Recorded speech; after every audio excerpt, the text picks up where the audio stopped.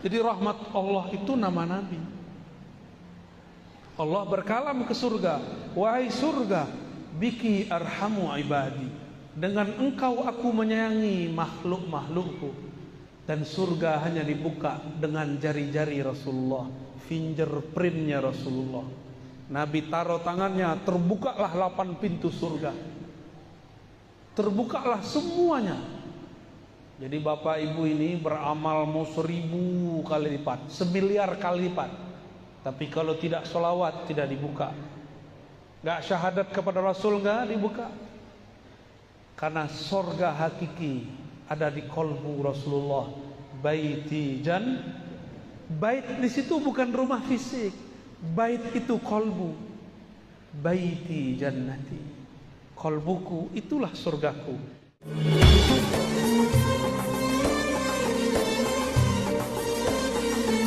Alhamdulillah Rabbil Alamin, bihayatihi ahyana wa bini'matihi an'amana wa birahmatihi ja'alana mimman aqama as-salah.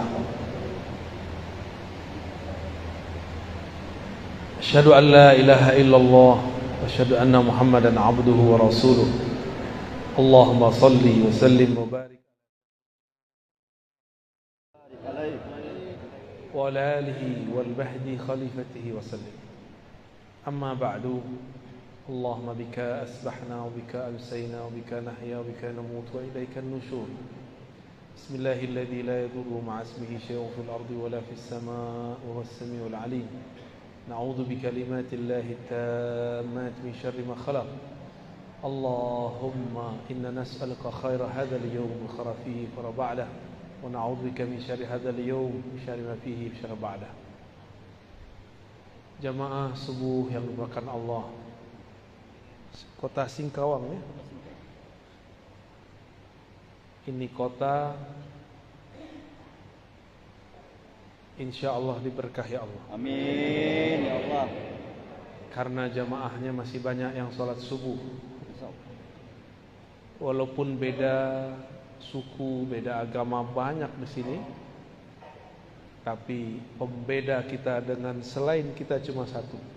Beda kita bukan kopiah, bukan serban, bukan baju. Perbedaannya kita bangun lebih awal dari dia. Kita bangun lebih awal daripada dia.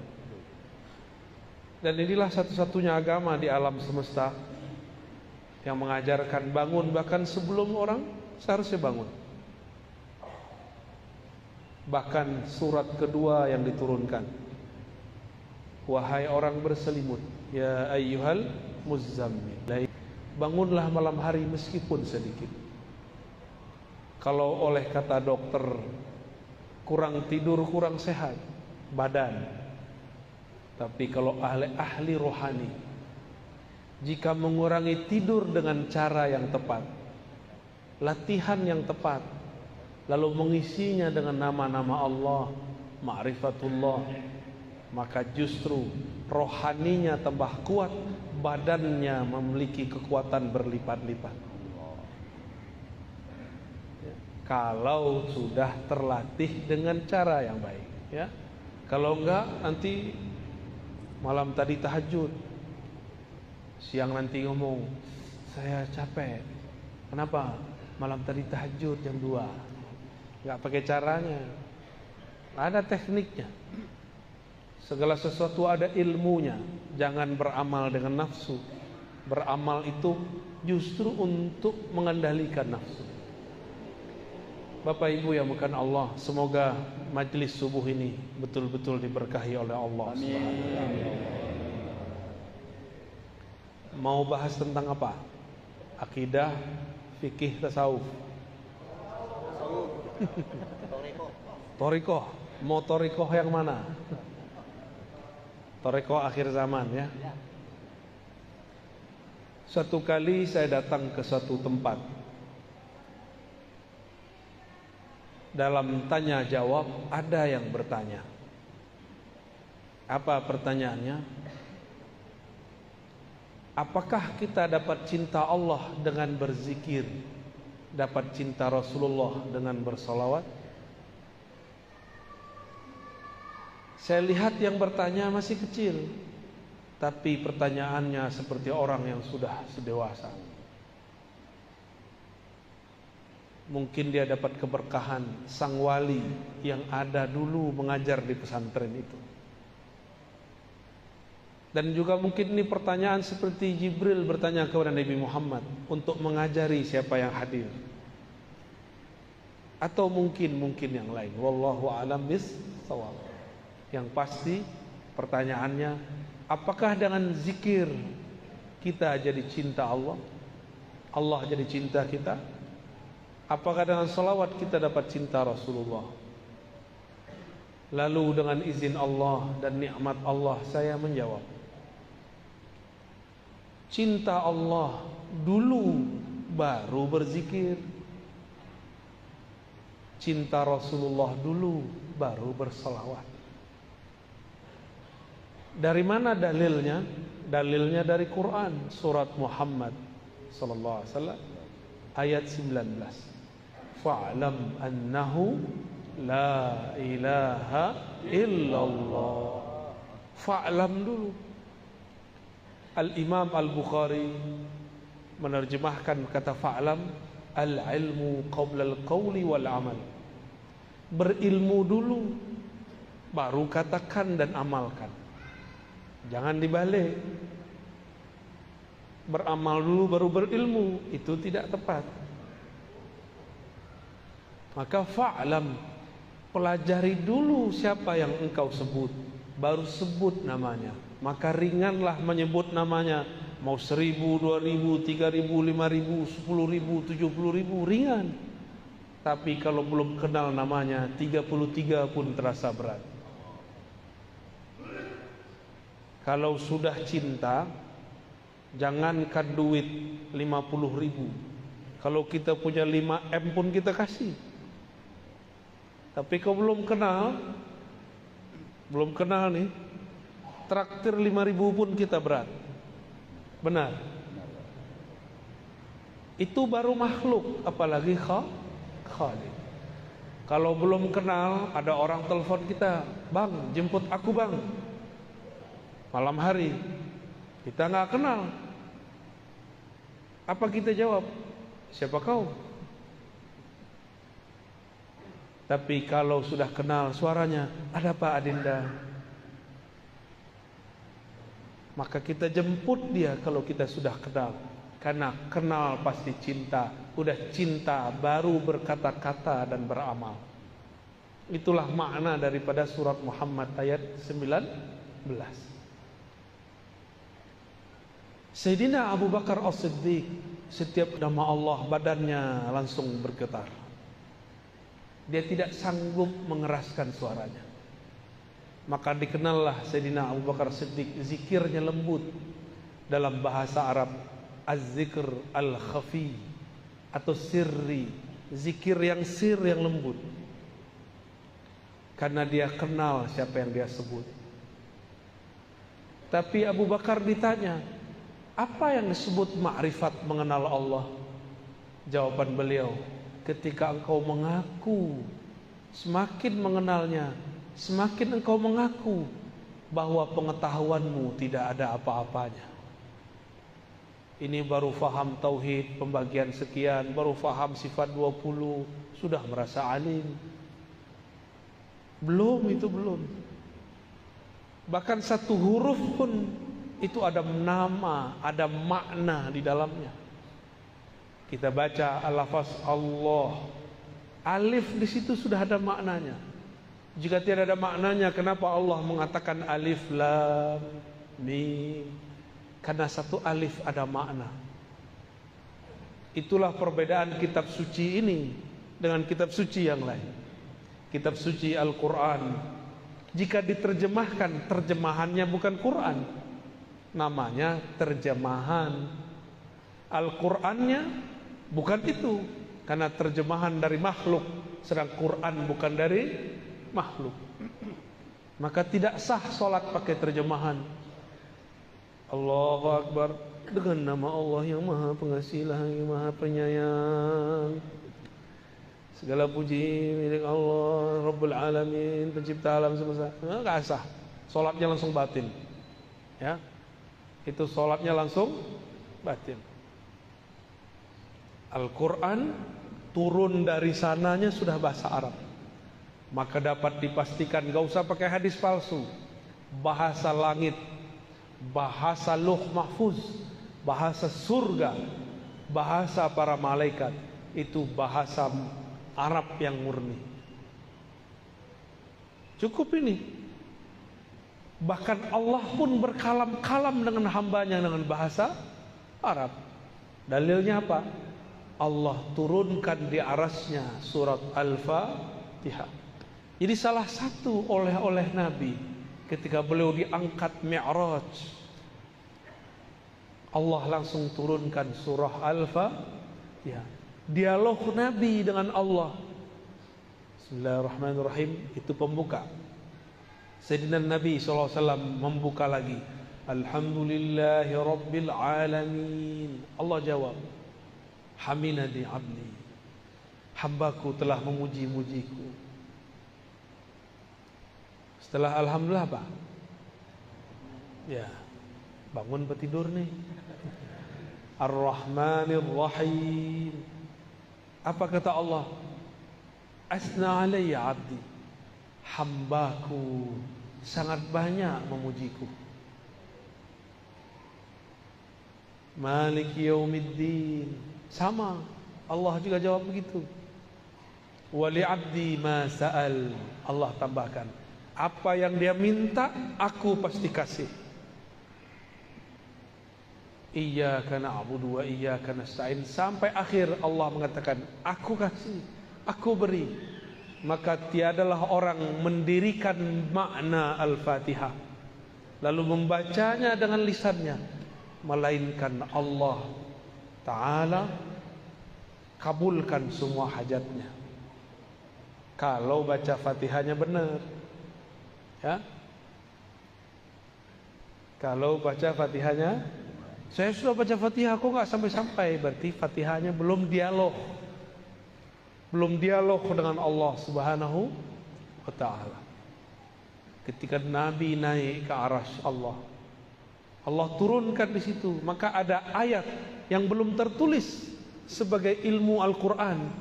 Dalam ilmu Al-Quran disebut dengan ma'rifatu makan nuzulil ayat, mengetahui tempat turunnya ayat. Belum ada yang menyebut arsy, samawi, ardi. Yang baru ada laili, turun malam hari, Makki Madani, turun di Mekah, turun di Madinah. Tapi kita tambahkan ilmu Quran di akhir zaman, ya, bahwa Al-Fatihah adalah ayat arsy, ayat yang turun di arasy Allah Subhanahu wa Ta'ala. Itulah yang dibawa. Oleh karena itu solat hanya sah dengan Al-Fatihah. Jangan debat lagi kalau ada imam baca atau tidak. Jangan debat lagi. Nabi cukup mengatakan la salata liman lam yaqra' bi Fatihatil Kitab. Hadis Bukhari dan Muslim. Tidak sah solat kamu sampai engkau membaca Al-Fatihah.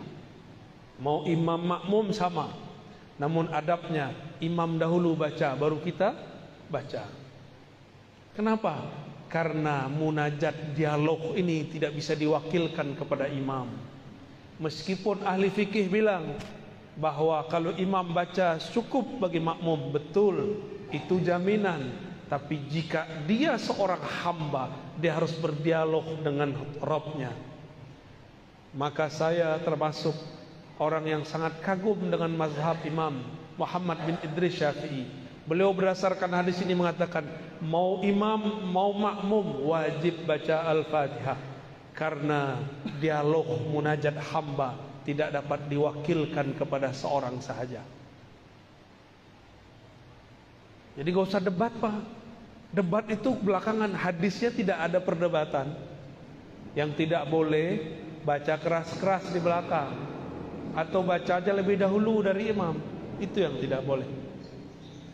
Jadi dialog di arah sana bukan dengan tasyahud yang kita baca at-tahiyatu lillah.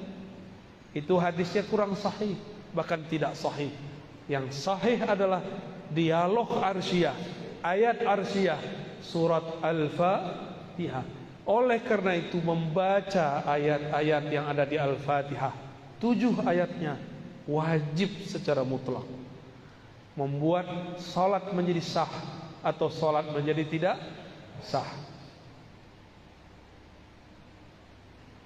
Guru-guru kami yang ahli ma'rifat mengkalamkan kepada kami,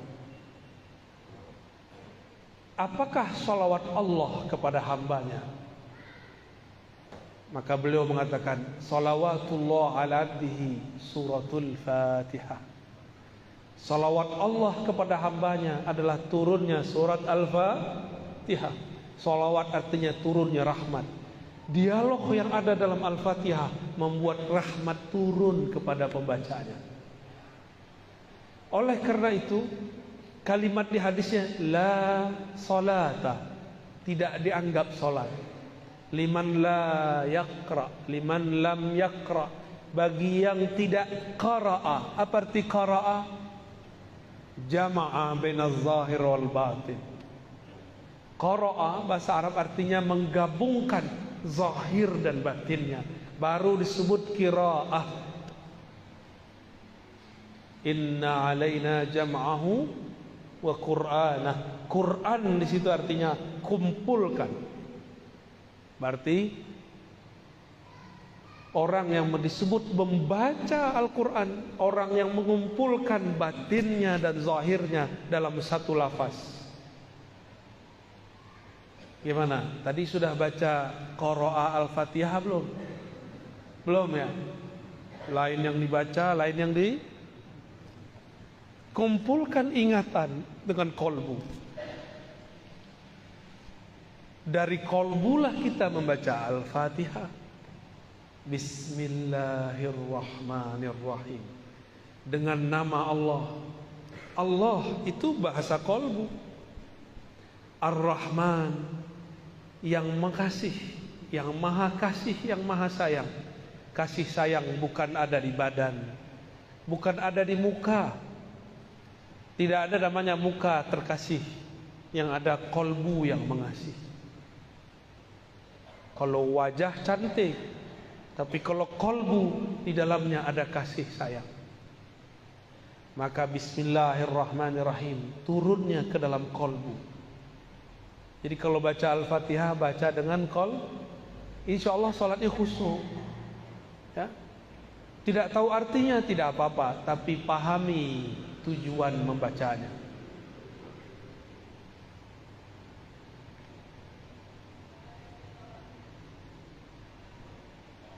Lalu kembali ke pertanyaan yang tadi. Saya menjawab dengan apa tadi? Sebelum engkau zikir, cintalah kepada Allah. Sebelum engkau sholawat, cintalah kepada Rasulullah. Nah, tadi itu zikir, sekarang Rasul sallallahu alaihi wasallam.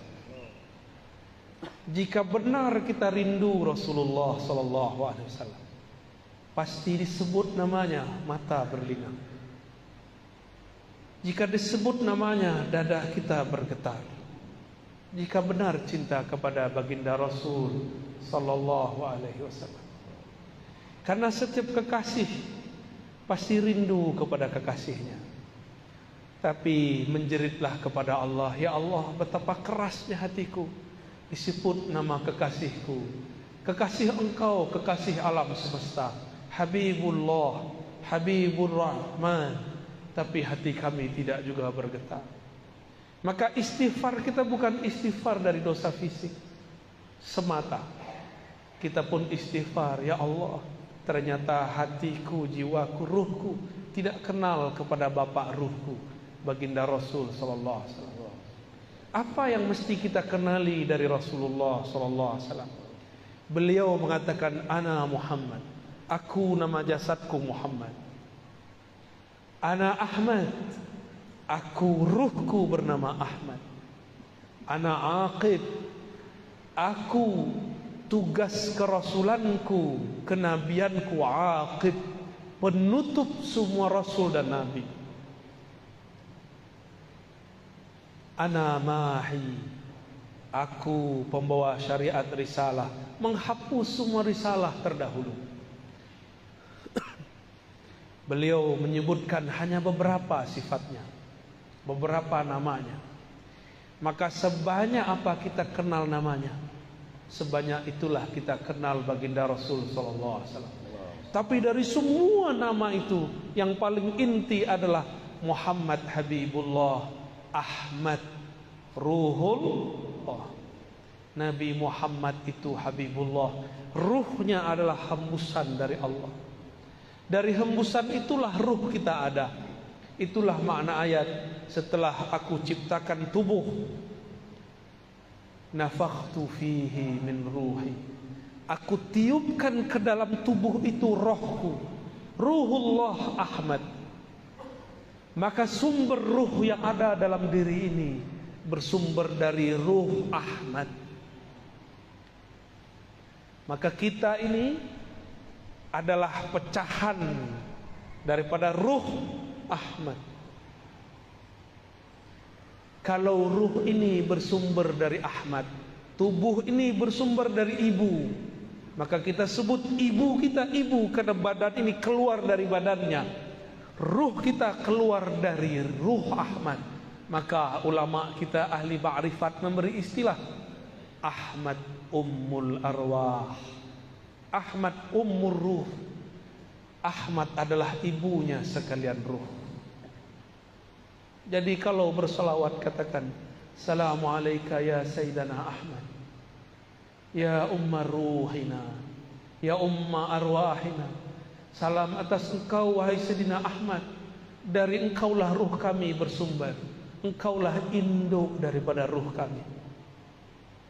Assalamu alayka ya Rasulullah, ya Abal Arwah. Salam atas engkau wahai ayahanda ruhaniku, terimalah aku menjadi anakmu. Kita ini anak-anak Rasulullah sallallahu alaihi wasallam. Inilah rahasianya. Kenapa Rasul sallallahu alaihi wasallam ketika dilempar oleh orang Taif tidak balas dengan doa kualan? Beda dengan Nabi Nuh, beda dengan nabi-nabi terdahulu. Mereka lah mengatakan, ya Allah hancurkan saja umatku. Tapi lain dengan Rasulullah, beliau memandang semuanya anak-anakku, semuanya anak ruhku. Mungkinkah ayah rohani, ibu rohani mendoakan kehancuran bagi anak-anaknya? Tidak mungkin. Itu mungkin ayah ibu lagi lupa diri. Rasulullah tidak pernah lupa. Jadi bapak ini saya lihat ada beberapa yang suka marah ke anaknya ini. Terlihat dari raut keningnya ya.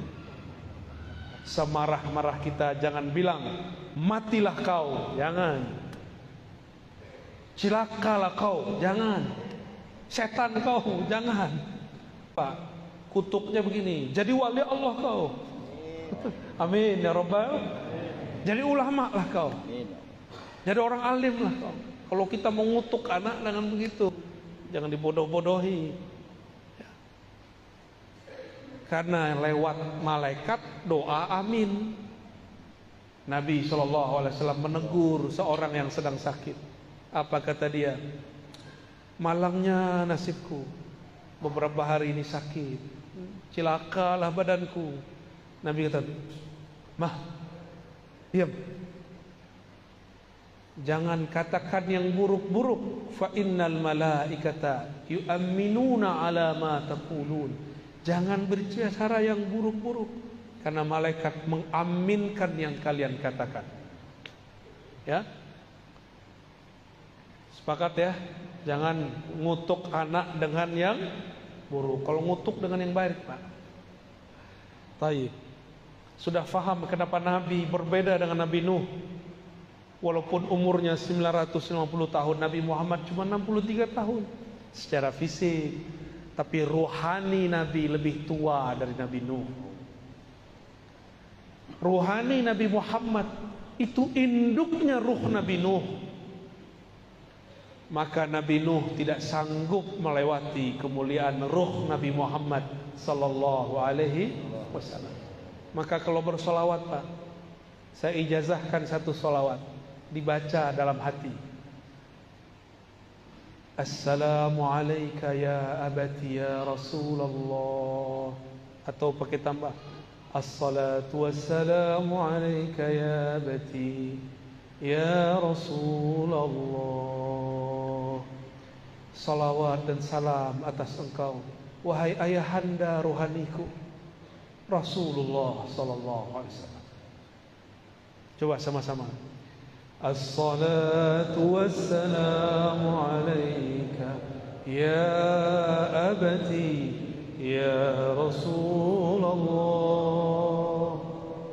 Salam atas engkau, salam rindu atas engkau, wahai ayah rohani kami.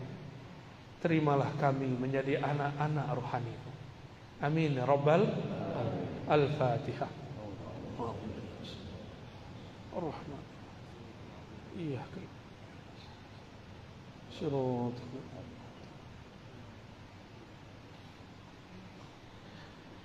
Saya nggak sanggup lagi meneruskan, Pak. Diteruskan nanti hujan di dalam masjid ya. Allahumma shalli ala sayyidina Muhammad. Silakan bagi yang ingin bertanya, orang dulu. Silakan.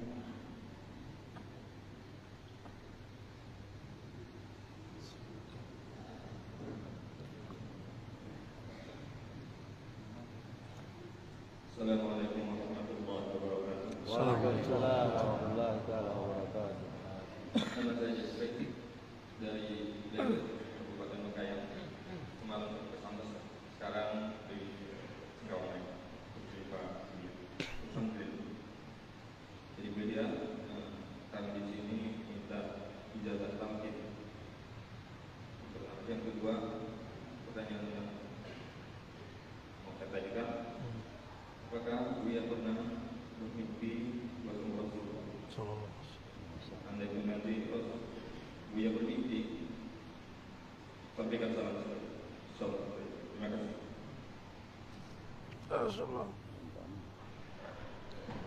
Tadi itu sudah talqin itu, talqin sholawat. Ya, antum itu langsung ijazahnya langsung dari Rasulullah secara ruhani. Karena saya belajar hadis, dalam ilmu hadis tidak terima riwayat kecuali ketemu fisik. Tapi ini ketemu rohani. Terjawab pertanyaan kedua. Jadi suatu saat ada orang aliran sesat datang kepada saya. Dia mengaku imamnya adalah Imam Mahdi. Hari Jumat, saya kemudian sebelum sholat, saya salawat mengadu kepada Rasulullah. Kenapa saya segelisah itu? Dulu punya masalah apa saja tidak ada gelisah. Ini gelisahnya bukan main. Sebelum Jumatan, saya kemudian menyapa Rasulullah. Allahumma salli ala Sayyidina Muhammad. Assalamualaikum ya Rasulullah. Assalamualaikum ya Habibullah.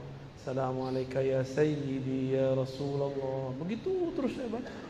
Wahai Rasulullah, wahai Rasulullah, syafaatkan aku, syafaatkan qalbuku, syafaatkan pikiranku, badanku. Kenapa ini gelisah? Tiba-tiba Allah masukkan saya ke alam yang bukan alam ini. Disebut tidur bukan tidur, disebut jaga bukan jaga. Ya, jadi ini bukan bagian ahli hadis, ini bagian ahli rohani. Di saat itu seakan-akan beliau berkalam, bacalah assalamu alayka atau assalatu wassalamu alayka ya abati ya Rasulullah. Pas mau azan saya sadar lagi, terbangun lagi.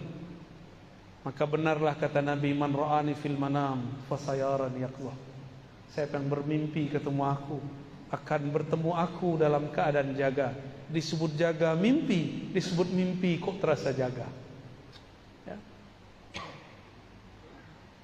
Alhamdulillahirabbil alamin. Tapi ingat, saya bukan orang suci. Kan tadi tanya ya, saya sebenarnya malu menceritakan ini. Ya. Nanti ada orang hasad bilang, Ustaz, gak boleh cerita mimpi. Mana dalilnya? Mana dalil gak boleh cerita mimpi? Gak ada dalilnya. Tapi jangan terlalu berlebihan dengan mimpi. Biasa aja, ya. Orang mimpi belum tentu dia wali. Sebagaimana yang tidak mimpi belum tentu tidak wali. Ya. Paham? Jadi mimpi itu terjemahan dari alam sadar. Kita ini punya kesadaran alam bawah sadar. Dia sadar tapi di alam bawah sadar. Ini ternyata maksud kalam Nabi. Bainama ana naimun wal yaqazah. Antara aku tidur dan bangun, itu disebut alam bawah sadar. Nabi sudah sebut istilahnya 14-15 abad yang lalu. Ahli psikologi baru menemukan istilahnya sekarang. Mereka sebut trans. Tapi mereka pun bingung trans itu apa. Karena trans yang mereka tahu cuma Trans Jakarta, Pontianak, Singkawang. Allahumma salli ala Sayyidina Muhammad. Baiklah, pertanyaan berikutnya kita bagi sesi.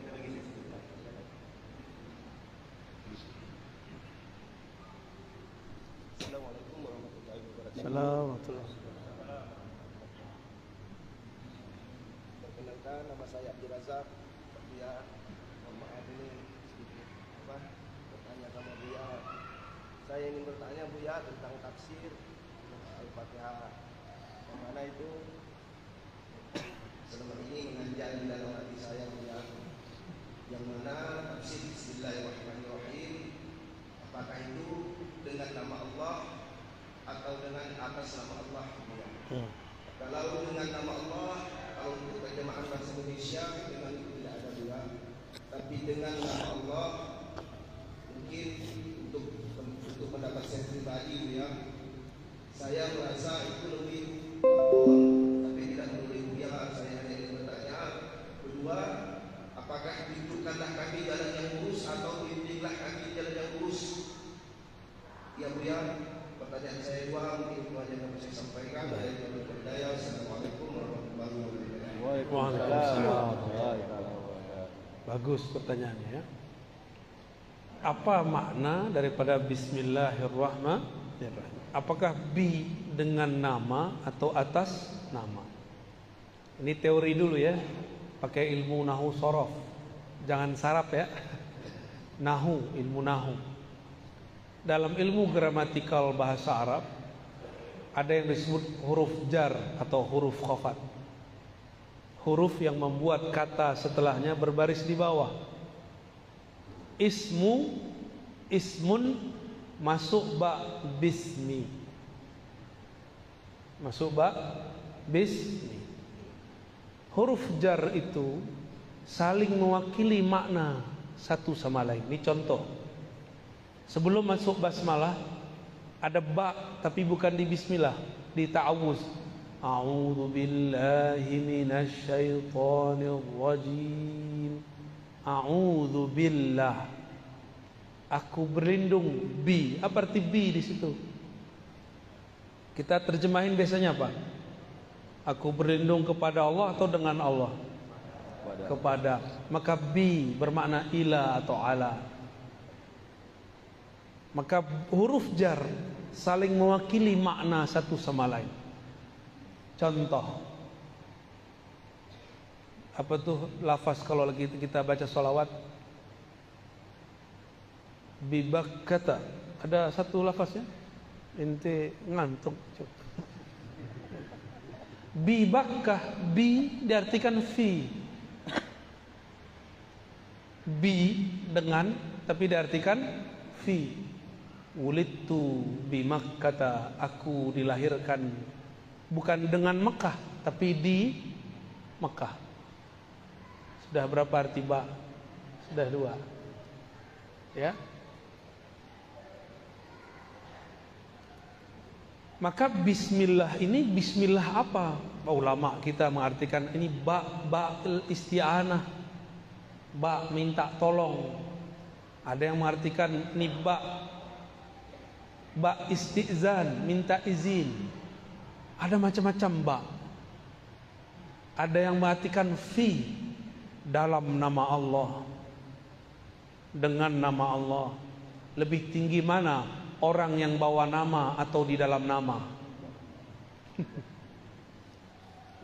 Nama tidak pernah terpisah dari yang punya nama. Ini Ar-Razi, ya ini badannya. Maka saya yang di dalam nama Ar-Razi itu.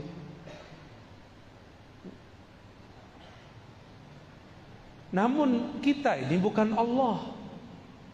Maka tidak boleh mengatakan dengan atau di dalam nama Allah, aku di dalam Allah, Allah di dalam aku. Itu ajaran sesat.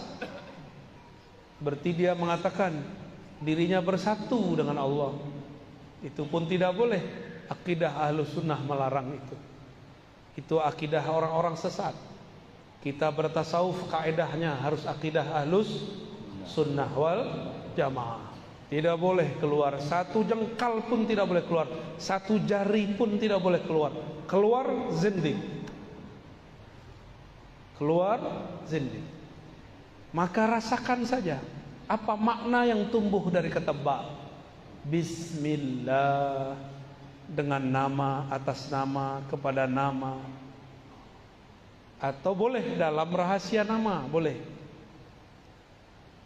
Saya kalau bawa surat dari Pak Wakil Bupati, Wakil Wali Kota, atau Gubernur, atau Presiden, atau pimpinan, saya datang ke instansi, bawa stempel, diterima atau tidak?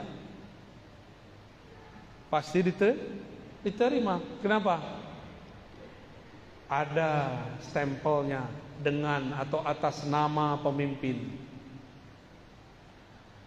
Dulu guru-guru kita juga begitu. Jika ada santri datang kepada syekh, kalau bawa nama temannya pakai surat, saya bawa surat dari guru saya, dibuka.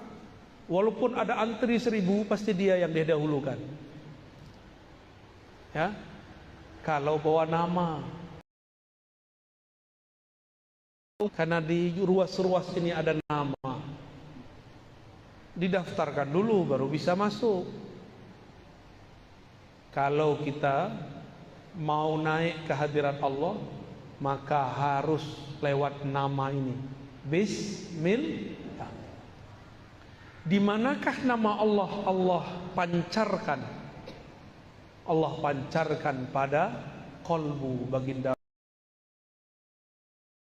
Dan ini tidak ada pada zikir-zikir yang lain. Hanya ada pada zikir sholawat. Itulah rahasianya yang kita sebut malam tadi di Sambas ya. Ya. Di surat Taubah basmalahnya diakhirkan. Wabil mu'minina raufur rahim. Dan terhadap orang beriman, Rasulullah mempunyai 2 nama yang merupakan nama Allah, Rauf Rahim. Rauf Rahman, sama, mirip walaupun berbeda beberapa. Rahim. Ternyata, maka siapa yang berselawat kepada Rasulullah, dia telah masuk ke dalam rahasia nama-nama Allah. Rahasia juga kenapa mazhab Malik, di mazhab Malik lama tidak ada basmalah di Fatihah, tapi dia tetap membaca solawat di akhir, maka sah salatnya. Ya, karena itu rahasia nama. Wallahu a'lam bishawab. Kita berikan dulu untuk Ahwat Ibu satu pertanyaan. Silakan dulu. Kita mau. Kalau tidak ada, saya sarankan kepada Bapak. Dulu. Ada, silakan.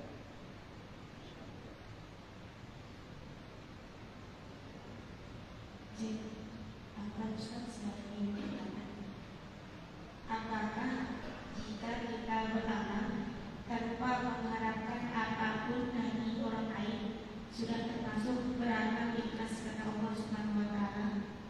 Baik, sekian, terima kasih. Baik. Iya. Beramal tidak berharap apapun. Ini bagian dari bab al-ikhlas. Tidak berharap ke orang, tapi masih berharap kepada Allah. Maka ikhlas pun bertahap. Ada ikhlas awam, ikhlas ummal, ikhlasnya pekerja. Kalau pekerja bertambah lembur, bertambah tunjangan, semangat. Ya. Tapi saya beberapa hari ini selalu ditemani oleh orang-orang yang tidak digaji. Mereka pengen khidmah. Mereka tidak cari lemburan di dunia. Mereka ini lembur-lembur akhirat. Ingin dapat bonus di sisi Allah. Apa bonusnya? Ridha Allah. Kalau surga terlalu biasa diminta. Tapi kalau minta ridha Allah, yang punya surga pun kita dapat temui. Maka ikhlas pertama, ikhlas minta pahala. Beramal karena ingin dapat pahala. Kalau tidak ada pahala, dia tidak beramal. Kalau tidak ada, ustadz mengatakan 1 sedekah dilipat ganda jadi 10. Kalau ustadz tidak bilang begitu, dia tidak beramal. Jika tidak ada ustadz mengatakan sholat duha memudahkan rezeki, maka dia tidak sholat duha. Jika tidak ada kiai mengatakan sholawatlah engkau rezekimu datang sendiri, dia tidak sholawat. Dia sholawat bukan karena cinta Rasul, tapi karena cinta fulus. Maka yang menjadi murid saya haram sholawat karena fulus. Yang istifadah mengambil ilmu daripada kajian-kajian kami, tidak pantas lagi mengatakan itu. Malu kepada Rasulullah SAW. Kalau sholawat karena Rasulullah pantas disolawati. Jika zikir karena Allah pantas diingat, bukan karena pengen dapat pahala lagi. Belajar-belajar jadi ahli ma'rifat. Ahli ma'rifat beramal bukan karena pahala. Kita punya kawan, ada kenalan, beda. Kalau kenalan mendekat karena pengen sesuatu, karena yang ini politisi, pejabat, dia mendekat supaya proposalnya diterima. Kalau lagi butuh, dia telepon, dia kunjungi, dia puji, dia traktir. Kalau lagi nggak perlu, dia tinggalkan. Beda dengan kawan, kawan sejati, teman sejati. Tidak mau ngasih proposal pun masih ngasih duit, masih neraktir. Ya, kita yang mana? Kawan matre atau kawan sejati? Umat matre atau umat sejati? Umat hamba matre atau hamba sejati? Hamba sejati yang menghambakan dirinya kepada Allah karena memang dirinya hina, Allah maha mulia. Ya, jadi mulai detik ini Pak, kalau mau beli rumah sholawat sekian. Bukan begitu cara tambah banyak berselawat kepada Rasulullah. Itu Allah kabulkan langsung tuh kalau antum benar.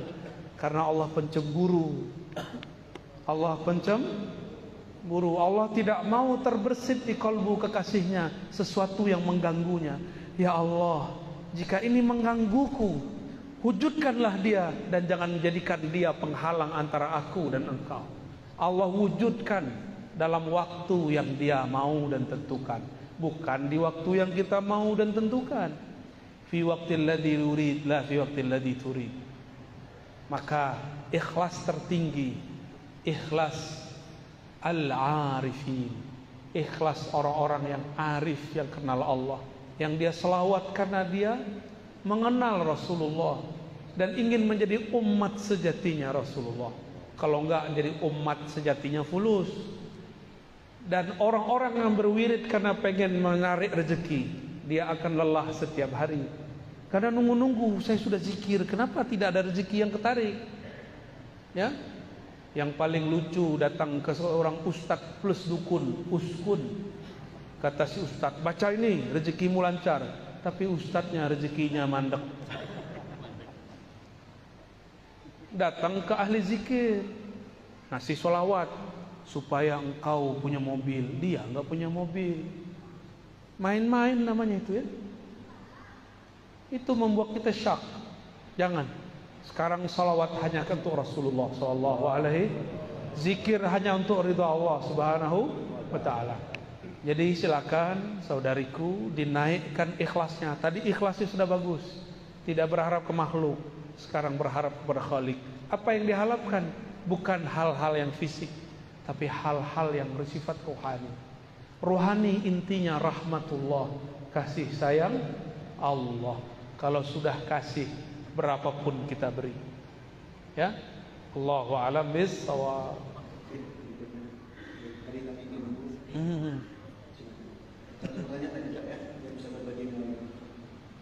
Assalamualaikum warahmatullahi wabarakatuh. Assalamualaikum. Saya mau nanya dia, karena saya salah satu penggemar dari Buya. Yang saya akan tanyakan, mohon diterangkan hubungan antara dasar kolbu wa tarsir. Itu aja dia. Assalamualaikum warahmatullahi wabarakatuh. Assalamualaikum. Jasad ini perangkat, yang mengendalikan adalah raja. Rajanya kolbu. Si raja ini di dalam struktur dia memerintah, ada lagi rajanya. Ada raja di atas raja. Itulah fuad. Si fuad inilah yang menggerakkan, memutuskan. Kamu begini, kamu begitu. Kolbu itu berubah-ubah. Sumyal qalbu litaqallubih. Disebut kolbu karena dia berubah-ubah. Tapi kalau sudah menjadi fuad, dia punya pendirian. Dia punya pendirian, ya. Dia punya yang disebut dalam bahasa Arab mauquf atau mauqif, tempat dia berpendirian. Wala taqafu ma laysa laka bihi ilm. Jangan engkau berwukuf, berpendirian terhadap yang engkau tidak punya ilmunya. Maka ilmu itu ada di fuad, karena inna sam'a wal basara wal fuada, sesungguhnya sama, basar, fuad, semuanya akan ditanya, diminta pertanggungjawaban. Mas'ula, ditanya oleh Allah subhanahu wa ta'ala. Jadi fuad ini yang membuat keputusan di dalam kolbu. Tapi si fuad bisa memutuskan karena ada otaknya. Otaknya fuad, otak dari otaknya kolbu disebut lub. Lub itu inti. Berarti apa? Inti. Maka katanya berlaku sampai beberapa abad ke depan. Seperti imam-imam mazhab yang 4. Mereka berfatwa sesuatu yang baru cocok untuk zaman ini. Contoh, Imam Abu Hanifah mengatakan zakat fitrah boleh dengan yang senilai dengan beras atau gandum, makanan pokok. Coba saya tanya bapak ibu nih, dikasih beras, dikasih fulus, pilih mana? Jujur, dikasih beras apa fulus? Matre semua ya. Ibu-ibu dikasih beras, dikasih duit, pilih mana? Hah? Enggak, ibu-ibu jawabnya lain. Yang ngasih beras aja lah. Suami maksudnya. Itu kalam dikalamkan abad kedua. Tahun 130 beliau berfatwa begitu, tahun 150 dibid'ahkan orang. Tapi di tahun 2000 hampir semua kiai ulama membolehkan bayar zakat fitrah dengan duit, bahkan yang senilai dengan duit, pakai pencet-pencet. Apa tuh namanya? Dijikir digital. Bid'ah beneran tuh. Ya, itu yang ngomong Imam Abu Hanifah. Abad kedua dia berbicara, 12 abad setelahnya baru terang benderang dia berbicara dengan lubnya. Lain dengan Imam Syafi'i. Imam Syafi'i berbicara dengan ruhnya. Kata beliau, wajib baca Fatihah dalam salat, mau imam mau makmum, karena munajat kepada Allah tidak dapat diwakilkan. Jadi Allah kasih anugerah lub kepada Abu Hanifah, agunah ruh kepada Imam Syafi'i, ma'rifatul ruh. Semuanya dapat ilmu ini, tapi yang mereka sampaikan ini beda-beda ilmu. Sudah gitu ya, terjawab? Alhamdulillah. Alhamdulillah Ustaz kali tadi silakan. Ya.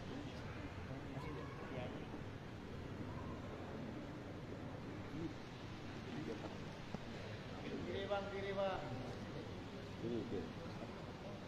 Silakan Ustaz.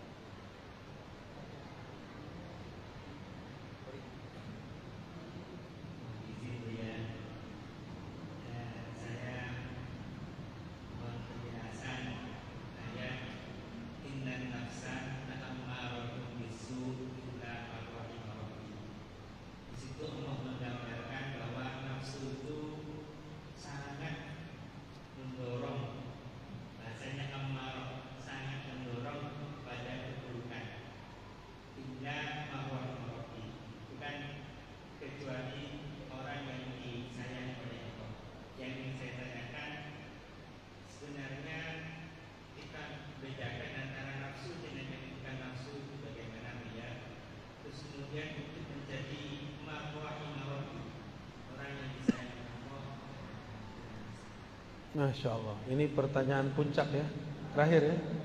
Pertanyaannya betul-betul husnul khotimah. Amin. Innan nafsa la ammaratun bisu. Panjang itu bisu,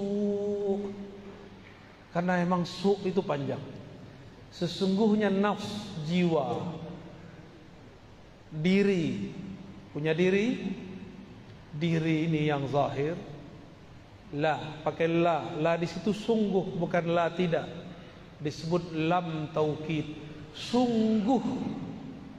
Ammarah, bukan amarah. Ammarah berarti banyak memerintah, banyak mendorong, banyak mengajak kepada su.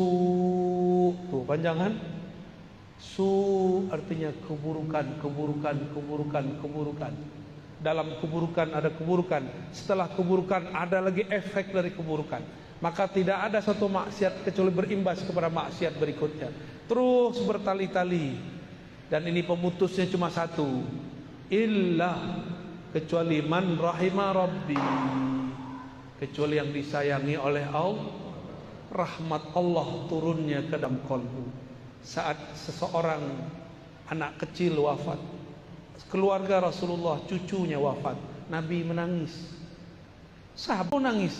Ini namanya niyahah. Apa itu niyahah? Meratap. Lalu Nabi mengatakan, lah bukan, ini rahmatun, itu rahmat kasih sayang.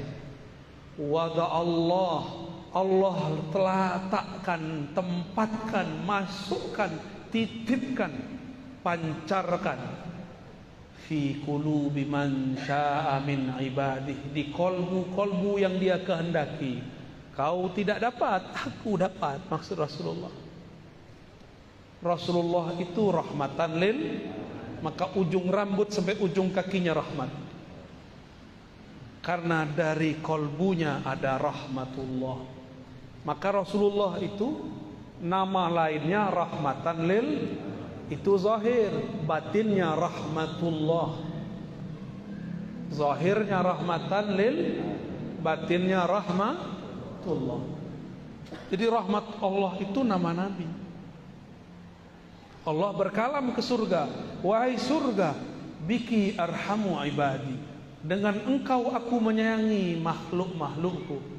Dan surga hanya dibuka dengan jari-jari Rasulullah, fingerprintnya Rasulullah. Nabi taruh tangannya, terbukalah 8 pintu surga, terbukalah semuanya. Jadi bapak ibu ini beramal mau 1000 kali lipat, 1.000.000 kali lipat. Tapi kalau tidak sholawat tidak dibuka, gak syahadat kepada Rasul gak dibuka. Karena surga hakiki ada di kolbu Rasulullah. Baiti jan, bait di situ bukan rumah fisik, bait itu kolbu. Baiti jannati, kolbuku itulah surgaku. Maka kalau ingin mensurgakan rumah, bukan dengan mengarab-arabkan isi rumah. Welcome diganti ahlan bikum, ahlan wa sahlan, marhaban. Itu bahasa Arab. Taruh bahasa Arab itu di kolbu. Taruh maknanya di dalam kolbu, maka di kolbumu ada rahmatullah. Hanya orang-orang yang di kolbunya ada cinta kepada Allah dan Rasulullah, ada nur rahmah, maka pasti dia sayang hatta kepada musuh-musuhnya. Ya? Kita hadir pagi ini karena rahmatnya Rasulullah SAW. Maka kita boleh mengatakan laulaka ya sayyidi ya abati ya Rasulullah ma arafna Allah. Kalau bukan karena engkau wahai ayahanda ruhani kami, wahai ayah ruh kami, kami tidak akan kenal siapa yang kami sembah. Jazallahu anka ya sayyidana ya Rasulullah. Semoga Allah membalasimu, mengangkat derajatmu, meletakkan engkau pada maqam mahmud. Makom yang mana dengan makom itu engkau memberi syafaat kami. Amin ya rabbal alamin. Jadi bagaimana cara supaya rahmah? Kenali rahmahnya Rasulullah. Maka jika ada kelompok mengatakan ikut Nabi, ikut sunnah Nabi tapi tambah keras, mungkin dia belum mengenal sang Nabi, dia baru mengenal hadis Nabi. Allahumma salli ala sayyidina. Perlu benci? Tidak perlu benci. Kita sayang mereka, ajak dia ngopi. Karena dalil nomor surat, nomor ayat dapat dikalahkan dengan akhlak yang mulia. Maka saya minta maaf kepada kawan-kawan yang saya kritik. Saya tidak benci kepada antum. Salafikah namanya, Hizbut Tahrirkah namanya, apapun antum menyebut diri, saya tidak pernah benci antum. Saya cinta kepada antum semua. Maka karena cinta saya mengkritisi, menegur. Namun kadang-kadang dalam mengkritisi mungkin saya su'ul adab. Saya minta ampun kepada Allah Subhanahu wa ta'ala. Allahumma salli ala Assalamualaikum warahmatullahi wabarakatuh. Waalaikumsalam. Ini Pak Kiai, saya kembali dengan bacaan sholawat. Ketika saya membaca sholawat, Allahumma sholli ala sayyidina wa habibina wa syafi'ina wa dhurrina wa maulana Muhammad. Lalu ada yang mengatakan bahwa itu tidak sesuai dengan sunnah. Berlebihan mengucapkan sayyidina habibina syafi'ina. Yang betul adalah Allahumma sholli ala Muhammad. Jadi bagaimana dengan sholawat Jibril dulu, dunia, sholawat badar, andaikan membaca sayyidina kami itu dikatakan benar. Demikian wallahu muwaffiq ila aqwamit. Assalamualaikum warahmatullahi wabarakatuh. Mohon berlapang dada kepada orang yang tidak kenal kepada kekasih. Dia nggak kenal kekasihnya. Yang dia tahu namanya cuma Mehmet. Itu kata orang Turki itu, Muhammad itu Mehmet. Muhammad sallallahu alaihi wasallam. Dia cuma tahu Muhammad. Dia tidak tahu kalau baginda Nabi punya nama Habibullah. Ya, punya nama As-Sayyid. Beliau sendiri yang berkalam ana sayyidu waladi Adam. Akulah sayyidnya anak manusia. Kamu anak manusia atau anak kera? Kalau engkau bersayyid kepada Rasulullah, katakan sayyidi, sayyidina, sayyidi, sayyidku, tuanku, sayyidina, tuan kami. Giliran Syekh Ibnu Taimiyah disebut Syekhul Islam, Al-Mujtahid Al-Mutlaq. Kenapa Nabi Muhammad tidak boleh dikasih gelar Syekhi wa Maulai? Kenapa tidak boleh? Sayyidina Umar datang kepada Sayyidina Bilal. Apa kata beliau? Marhaban bi maulana wa maula maulana.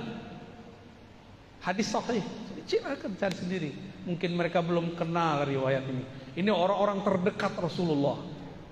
Adakah iman kita yang lebih tinggi dari Abu Bakar As-Siddiq radhiyallahu anhu? Ada yang lebih tinggi dari Sayyidina Bilal, Sayyidina Abu Bakar, Sayyidina Bilal, Sayyidina Umar. Sayyidina Umar ketemu Sayyidina Bilal yang hitam legam. Kalau berbicara cuma giginya yang terlihat. Maka dicandai oleh sahabat Abu Darda. Ya aswad, oi kerling, oi hitam. Bilal enggak terima. Saya hitam, tapi jangan panggil saya hitam. Ngadu kepada Rasulullah karena beliau ayahanda ruhani mereka. Rasulullah sidang Abu Darda. Fika syai'un minal jahiliyah. Di dalam dirimu masih ada jahiliyah. Padahal beliau seorang sahabat. Apalagi kita. Maka orang-orang yang ngejek, suka ngejek-ngejek, ustadz kita diejek sama dia. Disebut sesat, ahli bid'ah, zindik, ya. Saya enggak tersinggung, Pak. Saya cuma sedih melihat ente ngaku ikut Rasul tapi jauh dari akhlak Rasulullah SAW. Inna fikum syai'an bal asya' minal jahiliyah. Di dalam diri kalian masih banyak jahiliyah.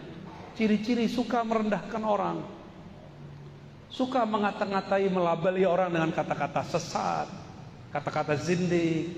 Apalagi ada yang tahu gelar saya di sana di alam YouTube? Hah? Subhat. Udah wajah antum dan aneh. Lebih subhat wajah aneh mah. Subhat. Apalagi? Khurafat, dongeng, ya. Saya enggak tersinggung, Pak. Saya cuma malu. Orang kok ngaku ikut sunnah Nabi, manhaj Rasul, manhaj salaf, tapi kok akhlaknya jauh dari salafus saleh. Enggak ada salaf begitu. Salafnya salaf sahabat Nabi. Ketika ada seorang sahabat cuma mengolok-olok, belum menghina, ini menghina. Sahabat cuma mengolok-olok. Datanglah Sayyidina Umar. Sayyidina Umar mengatakan, "Anta maulana, engkau tuan kami, sayyid kami. Wa maula maulana, dan tuan yang dimerdekakan oleh tuan kami." Dulu ternyata Bilal itu budak, dimerdekakan oleh Abu Bakar As-Siddiq. Abu Bakar dipanggil oleh Sayyidina Umar maulana. Maka maulana ini bisa kepada Allah, bisa kepada Rasul, bisa kepada guru. Ya, gimana? Ada semua. Datang Sa'ad bin Mu'az, hadis Sahih Bukhari, hadis Sahih Al-Bukhari. Antum percaya Sahih Bukhari nggak? Kalau aneh percaya, tiap hari. Dulu kita 15 tahun bolak-balik. Sa'ad bin Mu'az ketika datang, dia ini seorang guru hakim qadhi di kampungnya dan sangat adil. Kata beliau, "Kumu li sayyidikum." Berdirilah kalian, sambutlah sayyid kalian. Nabi melihat anaknya, cucunya Al-Hasan Al-Husain alaihimassalam sedang bergelut, asik bermain. Lucunya Sayyidina Al-Hasan, indahnya Sayyidina Al-Husain. Kata Nabi, "Huma syabab, huma sayyida syababil jannah." Mereka berdua ini sayyid pemuda-pemuda surga. Nanti di surga nggak ada orang sumuran antum, ada yang sumuran aneh. Nggak ada sumuran Pak Kiai, adanya sumuran aneh Pak Kiai, 33 sampai 35. Ya, mohon maaf yang sudah agak tua ya. Seumuran Nabi Isa diangkat 33 tahun lebih kurang. Seumuran itu umur puncak orang mulai menapaki jalan spiritual rohani. Baru nanti kematangannya sampai di umur 40 secara fisik. Tapi Nabi Isa sudah 40 di umur 30-nya.